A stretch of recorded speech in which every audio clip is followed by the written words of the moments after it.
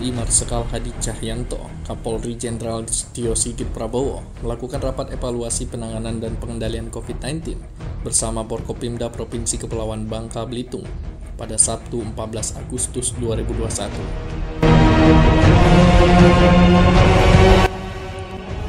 Dalam 1 bulan terakhir, terjadi kenaikan angka terkonfirmasi positif COVID-19 di Bangka Belitung.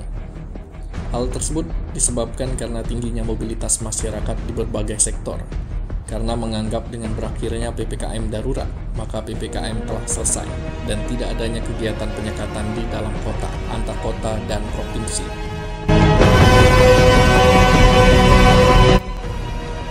Hal ini mengakibatkan mobilitas masyarakat menuju dan keluar Bangka Belitung meningkat dalam 1 bulan terakhir. Padahal masih ada PPKM level untuk kebijakan selanjutnya, kata Kapolri dalam arahannya ke Forkopimda Bangka Belitung.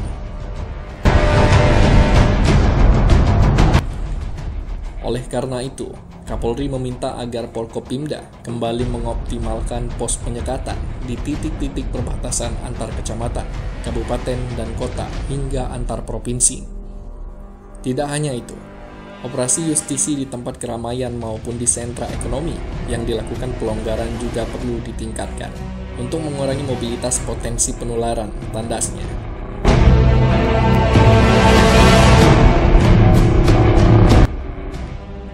Hal tersebut, kata Kapolri, juga harus diiringi dengan sosialisasi masif kepada masyarakat terhadap protokol kesehatan dan kebijakan PPKM yang sedang dijalankan.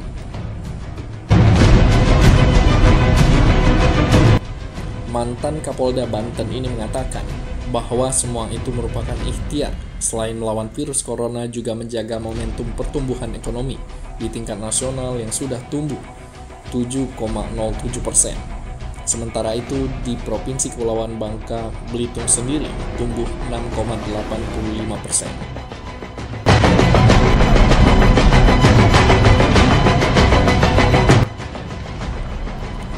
Modal dasarnya tekan kasus COVID-19 dengan strategi pengendalian yang memperhatikan keseimbangan antara penyekatan dan pelonggaran dengan tetap memperhatikan protokol kesehatan, imbau mantan Kabareskrim Polri ini.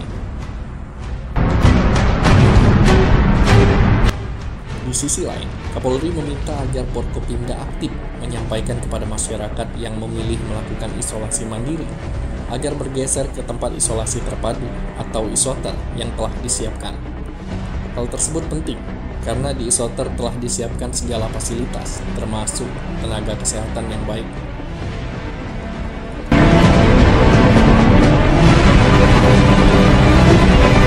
Isoter yang telah disiapkan tentunya punya tenaga kesehatan cukup dan pengawasan perawatan yang lebih baik dibandingkan isoman. Ini harus dilaksanakan sehingga masyarakat yang dirawat bisa betul-betul sembuh dan risiko penularan akibat isoman yang tidak terdeteksi bisa dihindari, pinta Kapolri.